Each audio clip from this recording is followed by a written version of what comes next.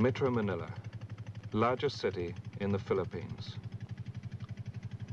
In many ways, it is typical of the developing world.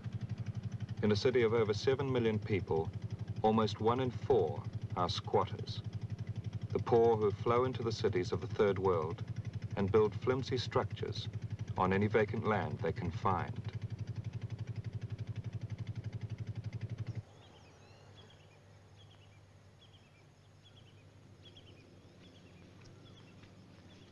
The origins of the problem are here, in the countryside.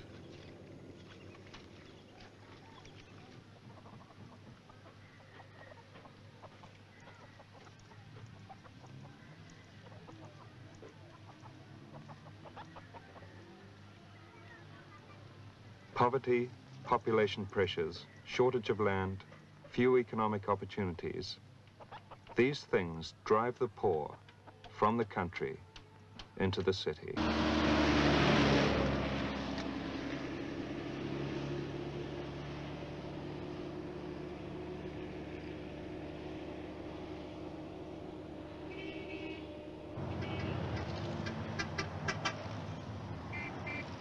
The city is hope. Hope of jobs, education for their children, a better standard of living. In the Philippines, the hope is Manila. Here is 80% of the country's industry. Hope, if not for them, at least for their children. And in Manila, things can be better. There are jobs, if you're lucky, and people get by. They're resourceful and independent. They want to survive.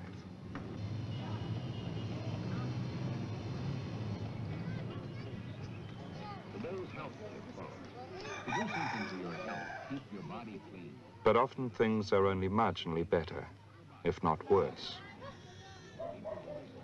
In the city, there's often a different kind of deprivation. Unemployment, alienation, overcrowding, and inevitably, urban squalor. Talking about the Keep Manila Clean campaign. We need it here and everywhere. Take pride in your city. We all live here. Keep it clean. This is the Tondo in Manila. It's the biggest squatter area in Asia. Estimates of how many people live here vary between 200,000 and 500,000. Conditions here are desperate. Compared to anywhere else in the city, there is far more crime, disease, deaths per 1,000 people, and children per family. There are fewer schools, less space, and almost no sewage, water, street lights, transport, or law enforcement. You can clean the face of your city by picking up the litter, even the smallest piece of litter.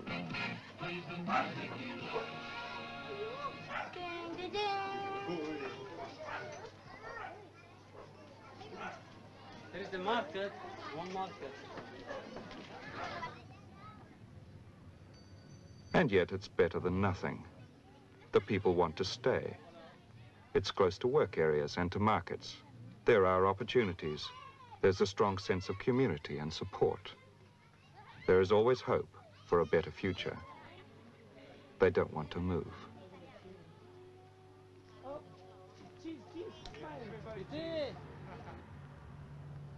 For the government, the Tondo area has long been a problem. Originally, the land was reclaimed for harbour development, but was occupied by the squatters before development could take place. The government want at least some of the land back, but the squatters have no intention of moving. More than that, the area is an eyesore and an embarrassment, a constant reminder of the growing gap between the haves and the have-nots,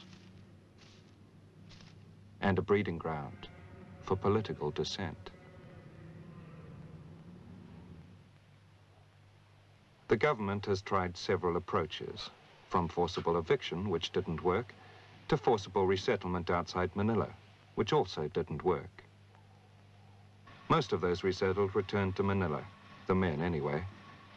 Somehow someone had overlooked the fact that there was no work out there. Sapang Palai, one of the resettlement areas, is a sad place. populated mainly by deserted women and children.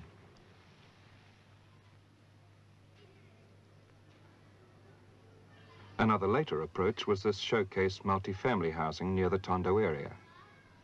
It answers middle-income housing needs, but does not answer the real needs of the squatter community. Continued resistance by the people forced the government to try other approaches. It was decided to begin reclamation on land adjacent to the Tondo, the Degatan, with a view to relocating 140,000 squatters from the Tondo. With this in mind, in 1975, the International Architectural Foundation, with the cooperation of the Philippines government, held a competition to produce a prototypical design for housing and community development in the Third World.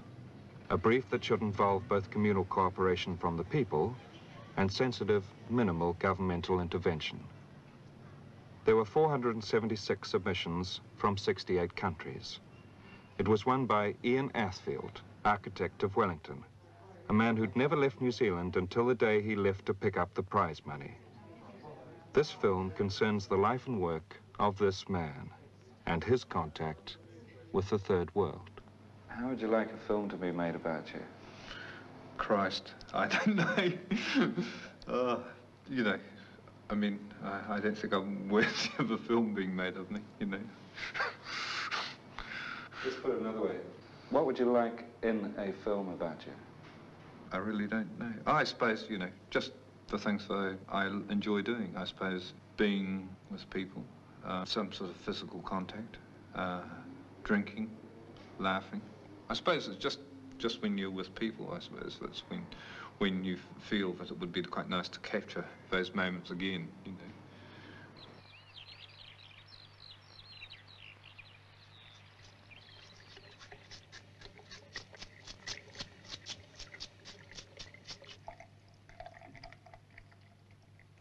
Routine, yeah. Alarm at 6 o'clock. Chaos.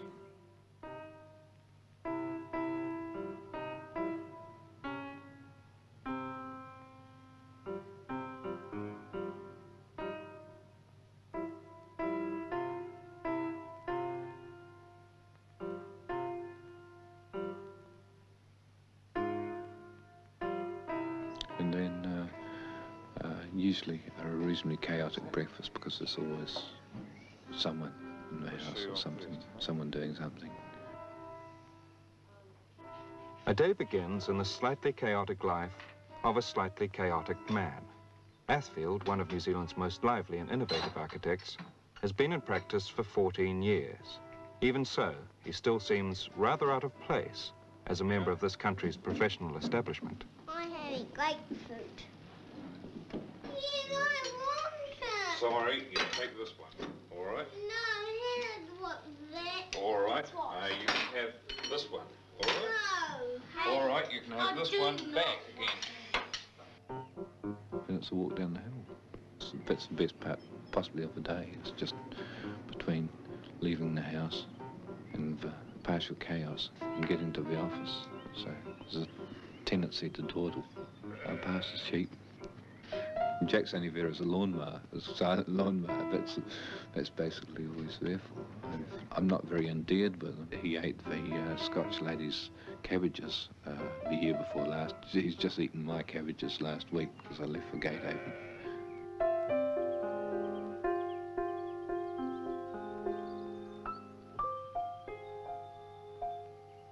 Been to work and trying to be an architect, I suppose. Hey. Shit, what have you done to your hair? Had to get on with the ginger minge last night. Okay. Athfield's office, just down the hill from his house, is one of a succession of boxy houses set in a gully. But this house, in spite of a welter of legal difficulties, is undergoing something of a transformation. In Athfield's office, things are a little different. For one thing, work and profit are shared on a cooperative basis. For another, everyone in the office actually gets out and builds where necessary.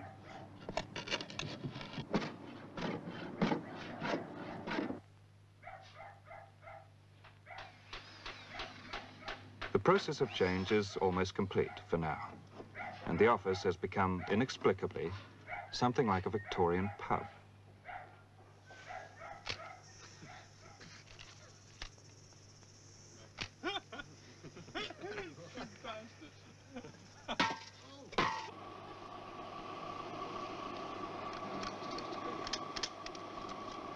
The reconstruction of the office is not the first renovation they've undertaken. Well, we got involved in old buildings for two reasons. One, I didn't want to take on half-baked clients doing half-baked buildings and thought we'd make some money out of them. And the other reason is I like old buildings, so we decided that we'd buy them and work on them. So we've worked on 3, which we've personally had some sort of interest in ourselves, and we've worked on 2 or 3 others for other clients. The first one was Plymouth Emporium in the centre of Wellington, which we changed from a private hotel into shops. The second one was the Grand Hotel in Palmerston North, which was derelict at the time we bought it, and we changed that into a bank, private hotel, licensed restaurant. And the third one was a building at 12 Bulcott Street, which we've just finished restoring last year. I think the most important thing about them is that it is possible to save buildings, provided you can change the use and make them economically viable by increasing the rental structure of the buildings. There are these reference points where people lived in, people loved in. They just have a feeling, you know, which is beyond your lifetime, which is very, very important. There's something which a city can hinge itself on. There's something which new buildings can relate to. Most of Athfield's renovation work has been in Wellington. His origins, however, are further south, in Christchurch. Basically, I've always wanted to be an architect, and I got a job through a person who went to school with me, or a young kid that went to school with me. His father was an architect, and I was thinking of going to work for the Ministry of Works, so it was quite good to get into a private office. And when I got there, I became the print boy. So I used to take the prints and go messages on my bicycle. Most of the time I just spent colouring drawings and watching everyone else work. There was some quite strong work being done both by Miles Warren and Peter Bevan, and emulated by other offices in Christchurch, one of which I worked for. Bevan and Warren were certainly the strongest of the lot, and their rivalry produced some very good buildings at that time compared with the rest of the buildings around New Zealand. And it became what was known as the sort of Christchurch style. For a time, Athfield worked in the office of Miles Warren, perhaps New Zealand's best-known architect. That was, well, it was interesting. It was a very restraining time for me, but, you know, I looked forward to going there as a change, you know, because I felt that I learnt a lot while I was there. But it was the type of office where you walked in at 9 o'clock in the morning when the office started at 8:30, and everyone said, "Good afternoon," you know. And when Miles came in, they all sort of stood up. But it was really, it was quite nice, you know, but you could never sort of really joke down to earth with Miles. Our chief recollection, or my chief recollection of him, was his enormous sense of humour and the sort of liveliness in the office. We never knew when he was being serious or when he was pulling our legs. And he used to wear this hat which looked like the end of a lead head nail pressed through his body, you know. And so I bought a hat which was similar one time, and I wore it to the pub, and he got so annoyed that someone was wearing something to emulate him that he picked the hat off my head, put it on the floor, and jumped up and down on the hat and threw it over the bar to the bartender. He worked on the sketch plans of a small block of flats. I suppose they'd now be called the fashionable word townhouses. 3 little houses joined together with steep roofs and bedrooms tucked up into the roof and dormers popped out. A form that's now been used many times, and it's sort of forms that were developed with tremendous panache and expertise by Ath later. Come on, you kid. Athfield came to Wellington.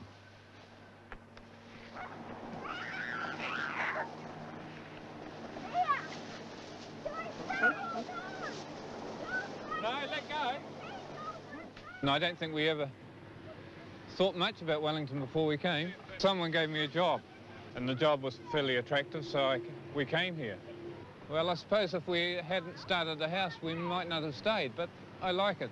The topography is good. It hasn't really been destroyed, and the city still stays in the same place. It's visually an exciting city. You know where you are, and it's contained. I think the nice thing about it is that you can't feel complacent. You never get the better of the place. You never feel smug about it. People are changing all the time, and the weather keeps you from being complacent. He began to build houses. The first his own house, its form as a result of a desire to be noticed. Others quickly followed, and Athfield began indeed to be noticed.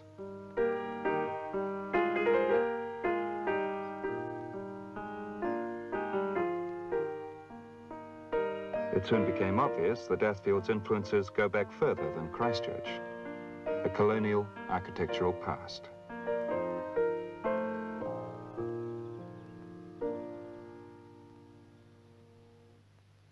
At the same time, a number of other architects, people like Gordon Moller and Roger Walker, were starting to build interesting new structures. Something like a Wellington school began to emerge. There are a group of people, probably started off by it, who were in practice and starting to build things, mainly houses, I guess.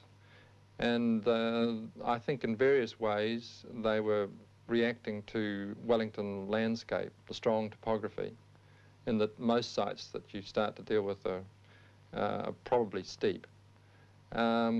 And I think that you got quite a stimulating sort of environment, rather similar to the situation that occurred in Christchurch in the late 50s with people like Warren and Bevan and Cowie and Lucking, and each person sort of influenced the other. And so that you got a sort of a very quick build-up of ideas and influence flowing around this group, although they were all working independently.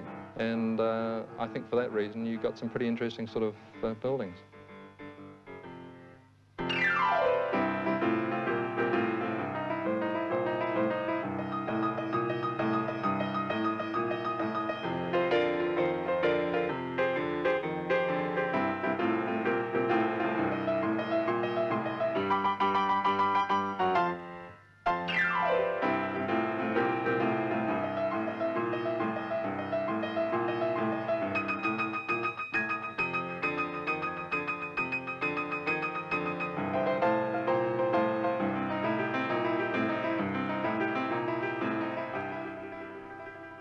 However, this sudden upsurge of a new style in Wellington left some people confused as to which work was Athfield's.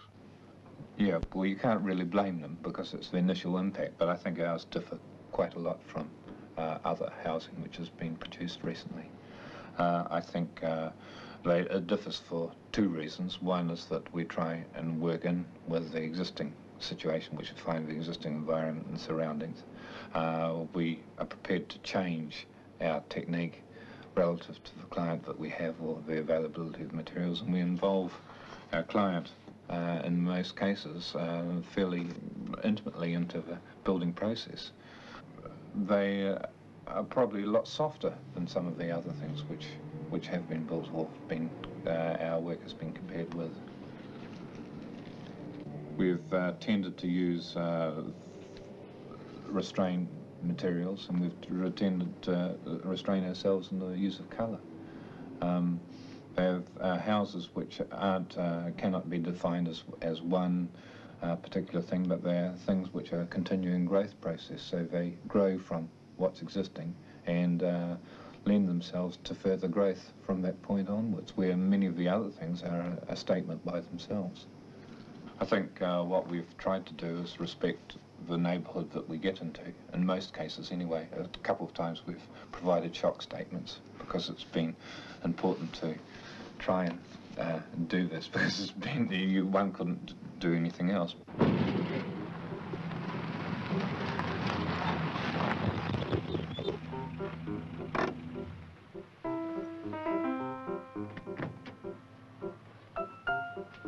Right. Thought you'd be at the top by now. The day continues at Athfield Architects. About lunchtime, Ath visits a client. What time did you get away from rods?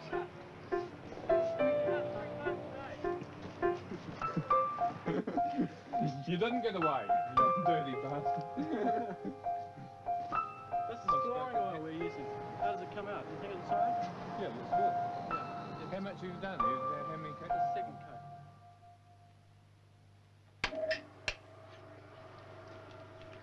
Of Athfield's clients, Neville Porteous is probably the closest to his architect. Well, it started by Neville coming to us because he'd seen our work before and met me at a party. And he had $130 stuffed in front of his pocket, and he pulled it out in a rather bashful way and said, "I want you to build me a house." And Neville had brought us a seashell which he'd found on the beach and said, I sort of think it could it look like this because it's such a beautiful shell. We decided to build the building out of demolition material because at that time, in 1969, demolition material was very cheap and bricks you could get for $10 a truckload. And then his first bricks started to arrive and he got 15 truckloads of bricks. But unfortunately, we didn't check them before they left the site. First time I saw them was about the 8th truckload going up Onslow Road here. And they're all in one lump. They were cement mortar bricks and they'd been dumped into the site. So he spent the next 18 months, 2 years, breaking these bricks apart. My opinion is that any architect can design a magnificent place if his client has an unlimited amount of money available. We started off here, we had $200 and no land. This house was, we actually excavated it completely before the house was designed. I would say that Ath made something like 20 visits here, and he'd say, dig a little platform here, dig a little platform there, and we'd dig it, and so that this is why the house is so closely related to the land. It's architecture which promotes rather than restricts the variety of human nature. He offers us architecture which is not solely related to the amount of money which a client has available. He's flexible. At all times he's flexible, even during the actual construction of the house. He, according to the building materials which we were able to get, and as you can see, most of the stuff we've used here is from old buildings which have been pulled down, mostly for the motorway. He was able to adapt the plans, accommodate errors that I'd made. It's architecture which is not solely related to the demands of local council bylaws. He definitely refuses to compromise. But I think too that he's very conscious of the fact that rooms, the use to which a room is put, can be adapted to the needs of the people that live in there, in the house. For example, at the moment, we're living in what we hope will become a music room at the moment, my wife and I. Our bedroom is actually a music room. Yeah. And, you know, etc. He'd never done any building work before, and the first day that he arrived on my site to give us a hand, he had to wear woolen gloves to dig a hole because he got blisters in them.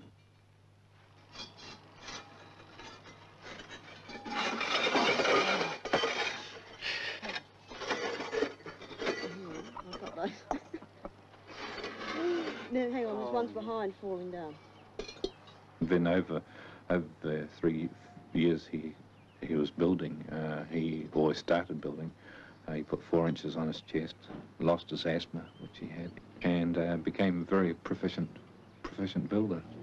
But Neville really has extended that house far beyond what we ever envisaged in the first place, and it's just as much Neville as it is me in that house. And I think that's a nice thing about it.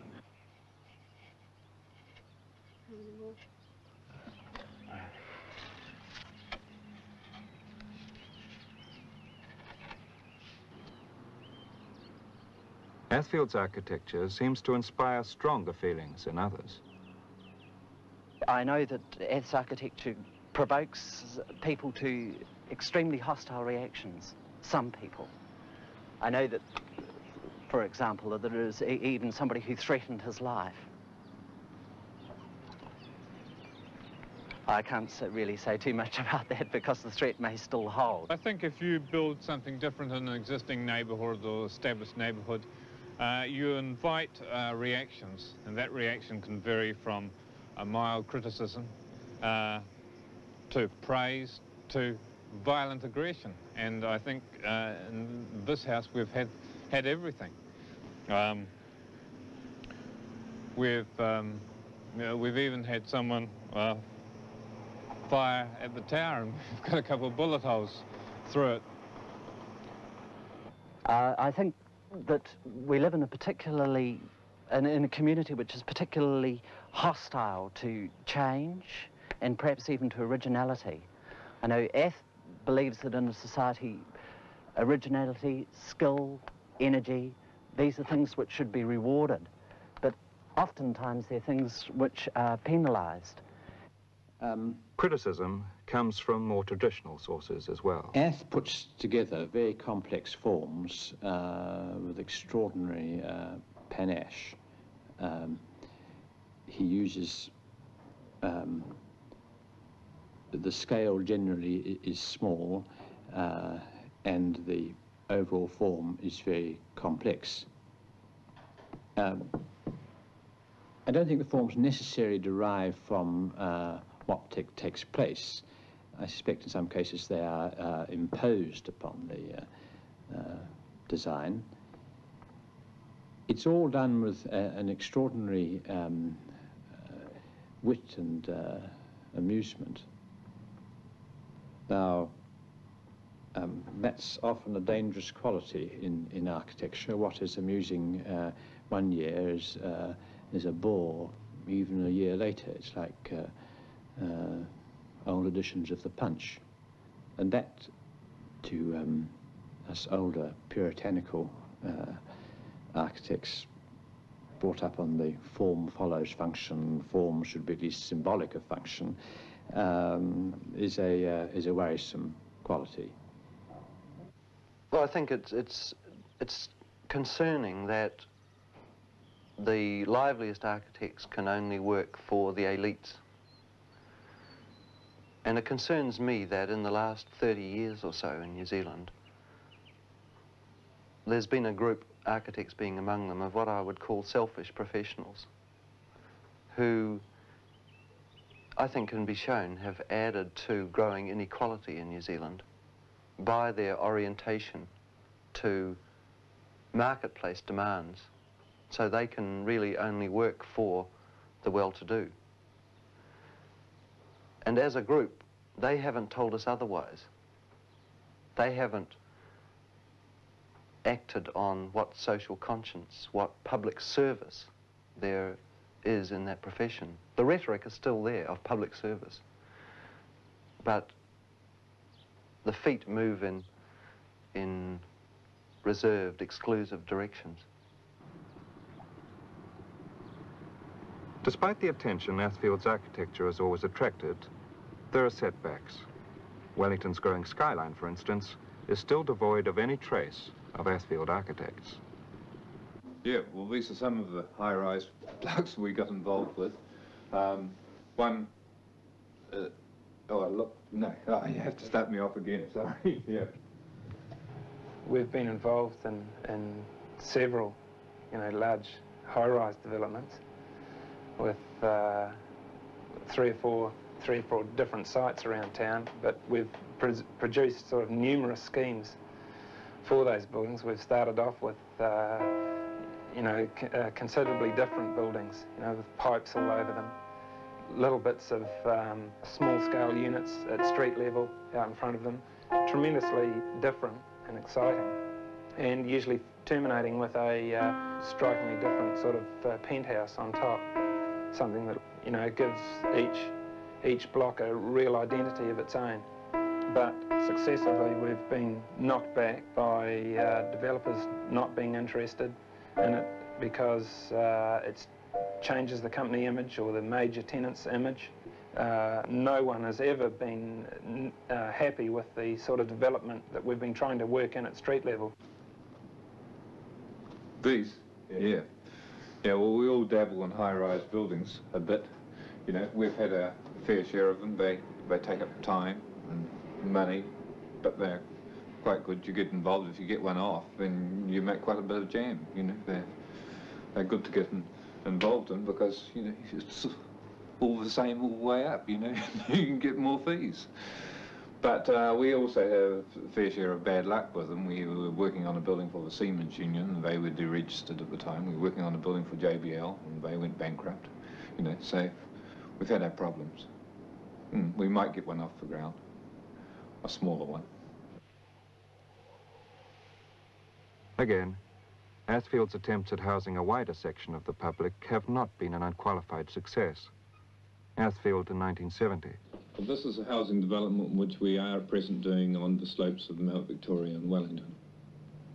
They're two-bedroom flats right throughout the whole scheme, but the lower flats give the people outside garden space. These lower flats give people balconies of varying sizes. They have varying orientations so that different people can share different types of element. We have semi-public spaces where people can walk through the whole environment. In certain instances, people can look into other people's windows, which we think is an advantage really in this type of development because it increases contact between people. Well, what we hope to do with a heterogeneous type of development is to introduce a cross-section of people back into the city. I think what we've tended to do before is build multi-rise buildings which have only introduced one type of person back into the city. Yeah, well, we've been involved in about 3 or 4 housing projects for private individuals, this being one. This has gone further than any of the others, but only 5 units have been built since 1969. There's a total of 24 units. We've got another block of flats which have just reached the foundation stage and they've stopped, and another couple of blocks which haven't got off the ground. And we've done one compromise situation for the council where we were told what to do, what height to put the windows, what size flats to use, what arrangements, and they seem to move. So if you placate the people, your clients, you're more likely to get the things finished. I sort of understand it. I find it very frustrating. I understand it because the type of client that we usually get tend to be the fringe client with less monetary resources than the established type of client. Late in the day, the office normally retired to the Shamrock.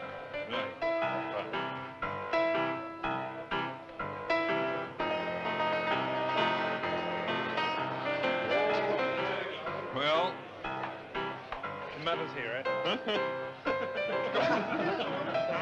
Where you been? Caught up on me, eh? You got a beer? What do you do? Steve-O? See if you can drop that back one.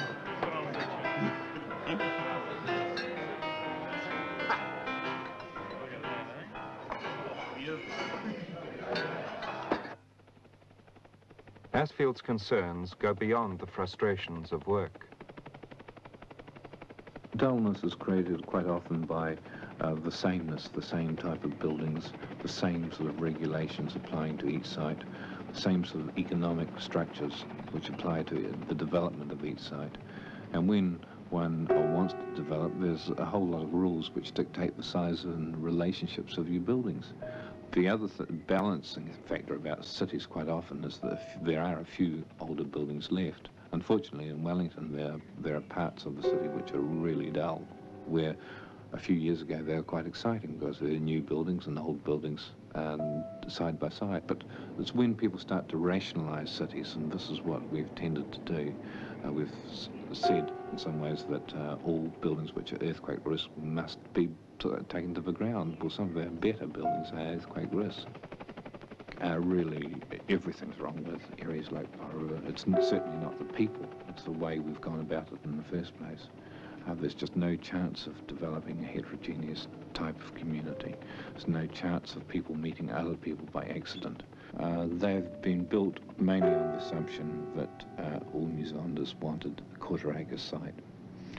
They are built because, in some ways, that was the easiest way to do it, because We build a lot of things by measuring what we've got. We sometimes don't question whether what we've got is the right thing or not. The people really don't enjoy living, well, some people will say they enjoy living there because they don't have an alternative. If you do a survey and say, do you enjoy living here or not, people will say, yes, I enjoy living here. But on a relative basis, if people were given an option, they wouldn't enjoy living there.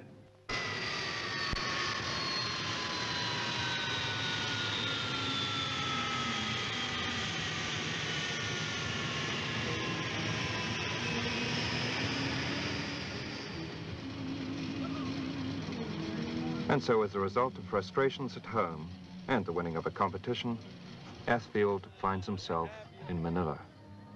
Perhaps here, at least, ideas will be realized. How far we got to go to town from here? He's apprehensive. It's over a year since he was in Vancouver, and since then there has been no word from the Philippines. He's anxious to know what's going on. Will the scheme be built?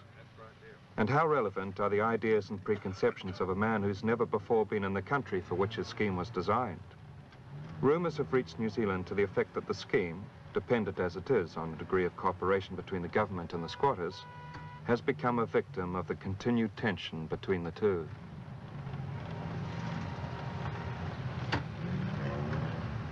Still looks like a traditional architect's paradise. It is known that the government has received a loan of $65 million from the World Bank for work in the Tondo and Dagatan.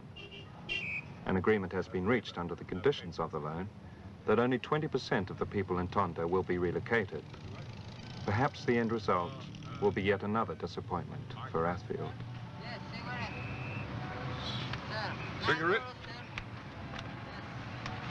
No, no cigarettes. No, don't smoke. The overall scheme is to house 140,000. The prototype barangay, or village, to house 3,500 people on 5 hectares of land. I think the most important things were the establishment of a workplace within the confines of the community that we're going to work in this place. The second thing was the encouragement of self-help housing. And the workplace was used for the protection of this encouragement, so we created a workspace around the periphery of the community in the form of a wall, and then people could move inside the community and gradually build their housing in their own time, and the wall protected them from the outside people and enabled the community to develop in its own time. The third thing that we insisted on was the development of an educational program and a community cooperative which would control the building materials which came into the community and educate people in the use of building materials and the understanding of things like insulation, party walls, how to build in relationship to your neighbours in the first instance. And then the fourth aspect of it was the, again, an educational process, but it was establishment of energy centres which would combine the energy and the waste problems of the community and the industry. The end result may be entirely different from this, but it shows the basic unit which we were intending to provide. That was a 5 metre by 3 metre unit with a roof and 4 poles, which can be seen in this one here. And then people, over a period of time, would gradually add to these units with their own materials. We also suggested the use of coconut timber because we know there is quite a supply of coconut timber in the Philippines with no end use. The balance of the buildings we intended to use reused corrugated iron, which would be rolled into expanded metal sheets, and in turn this would be plastered over with sand and cement plaster, which the people could do themselves. This is the scheme, but will it in fact be built? Athfield is keen to talk to those with power. He meets again Ambassador Helena Benitez. She was the Philippines representative at the Habitat Conference in Vancouver. She is now the Philippines ambassador to the United Nations. And the people are very warm, you know. You have to talk to the people. But I understand. You're here, and this is good. I mean, I'm very happy you're here.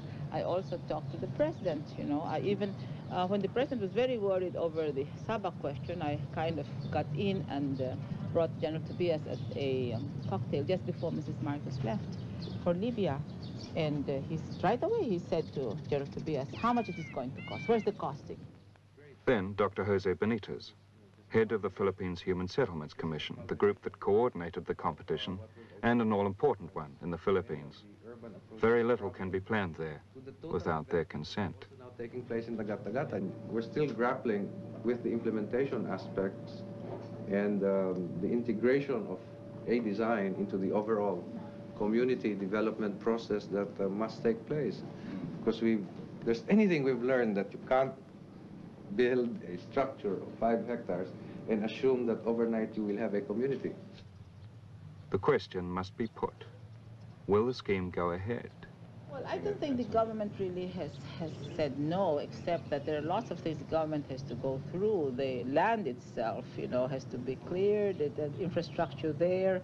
The position of the land is good. It's near the area that the World Bank is committed to invest on. So some of the infrastructure of that investment in Tondo from the World Bank will naturally flow into this area. But from what I understand, I don't know the details because I've been in and out of the country, that there are a number of legal steps still to be taken, acquisition of the land and probably definition of its boundaries and so on. I really can't say definitively yes or no. I know we're taking it very seriously in the integration of the overall program. The implementation right now is under study by the National Housing Authority. Clearly, we would want as much as possible to completely implement as much as has been incorporated into the scheme. But to tell you exactly what can now of this scheme be implemented and what can't be is really within the purview right now of the National Housing Authority, and they're making a very deliberate assessment of how much of this can be implemented. So for the time being, there is no real answer. Above all, Athfield is anxious to meet the people for whom he made his design. A trip is made to the Tondo itself. It's a lucky 9. We only play... Lucky 10 is a perde. We only play stripjack naked. Play that?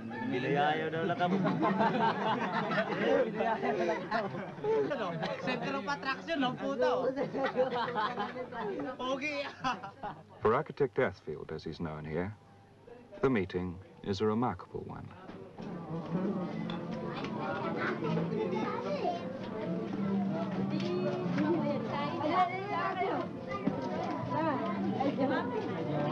You're fixing your stove. Shirley. That's a very English name, isn't it? Shirley. What's your friend's name? Tina. That's Filipino.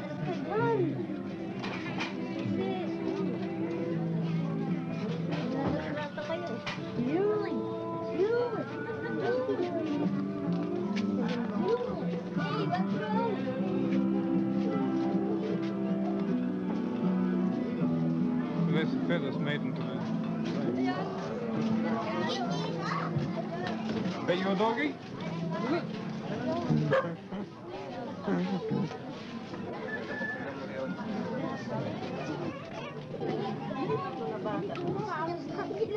You my friend?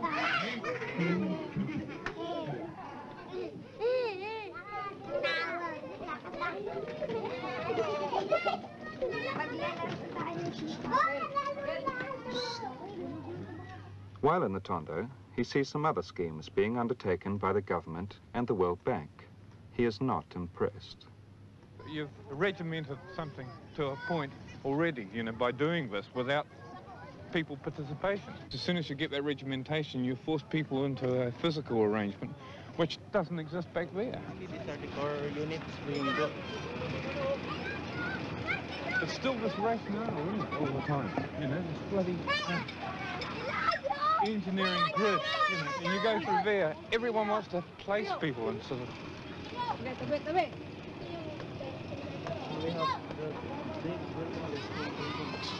Traffic engineers having control again. One of our engineers here.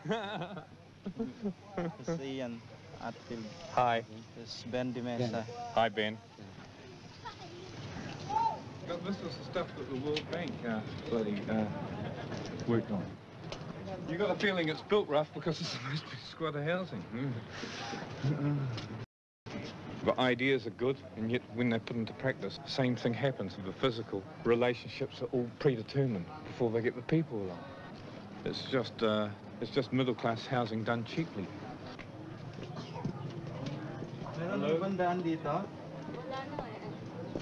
Wala na. So your children? Yeah. What is your particular purpose in coming here? Well, just to see what it's like. What can you know? If you think about something for a long time and then you decide to, and it plays on your mind, it's quite good to be able to see it too. So for the meantime, you're just canvassing what you can... Just thinking. Just going around, fishing out ideas. So you don't understand any Tagalog word yet? No. You have not started studying? No, not yet. You will learn to like our dialect. Right. Like the dialect of the bird. And how old's he? How old's Robert? That's only 6 months old. He's pretty lively 6 months, isn't he? While in the Tondo, Athfield finds Mrs. Trinidad Herrera, who was supposed to have been on the judging panel of the competition as a representative of the Tondo people. Instead, she was jailed without trial for a year and allegedly tortured. She was released in April of this year. You have in the Tondo is a fair basis for starting anyway, and the way the houses are built are beautiful and probably far better than what I could do them anyway. By 1978, part of Tondo Foreshore will be demolished to give way to the International Port Development Project. So we said before any development project can be, or any houses can be touched, the aspirations and needs of the people should first be considered. The curious thing is that her organization, Zotto, is unfamiliar with Athfield's plan. This is not overly surprising when one remembers that the people themselves are only minimally consulted about the competition. First of all, we said that we come from the civic organization. And then we said that we don't have representative during the judging competition. What was the design, I mean the winning design, what is it all about? We don't know the exact picture of the winning design, except for some materials from the newspaper which were shared to us by some friends. They sent us some materials here, including the winning design. The trip to the Tondo has made Athfield rethink to an extent his original ideas. I think one of the things that I've done is misjudged how much the people can do for themselves. The difference between what I did and what's in the Tondo at present is that a totally resettlement area is quite different than working within an existing area. I think it's much easier in some ways to work within an existing area because all it requires is some sort of conservative pruning.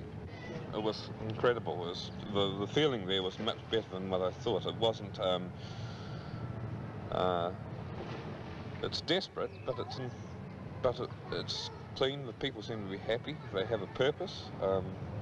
Their houses are immaculate inside. The surroundings probably could be helped quite a bit, but within the houses there's an incredible sense of pride. You know, put it this way, if I was working here, I would rather work within the Tondo than work in Dugatdugaton. It's much easier if you've got something to hinge around, if you've got a community to work with. It's a very beautiful starting point.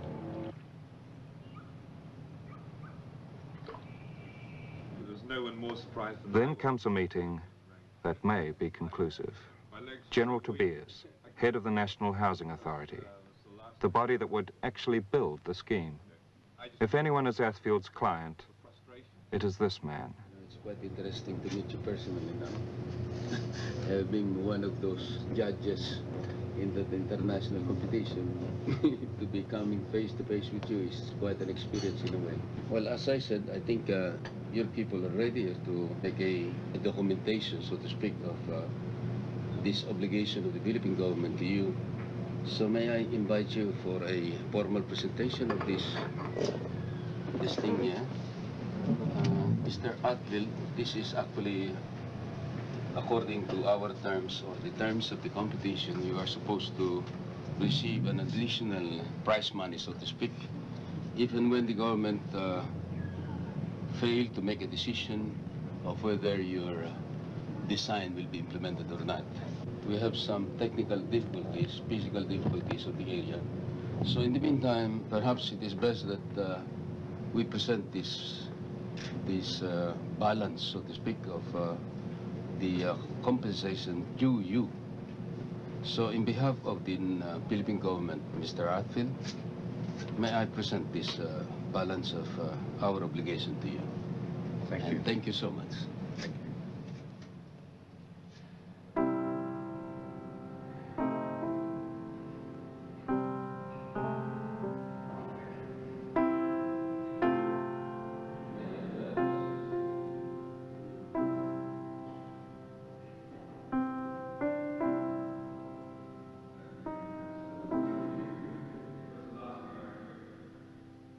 The meeting seems to have been conclusive.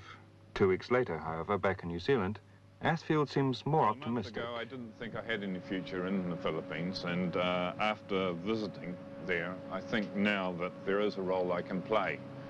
Something between what I thought I was doing a year ago and something which the community has really taught me over the last 2 or 3 weeks. I'm certain there's a role that an individual can play between what is present being done by the Housing Authority there and the government and by the World Bank Sites and Services Program. There's certainly an intermediate role that an individual in my position can play in the Philippines. So hopefully I'll have an opportunity to work back there. Think that'll happen? Yeah, I'm certainly more confident about it than when we arrived in the Philippines, and I'd really like to work there.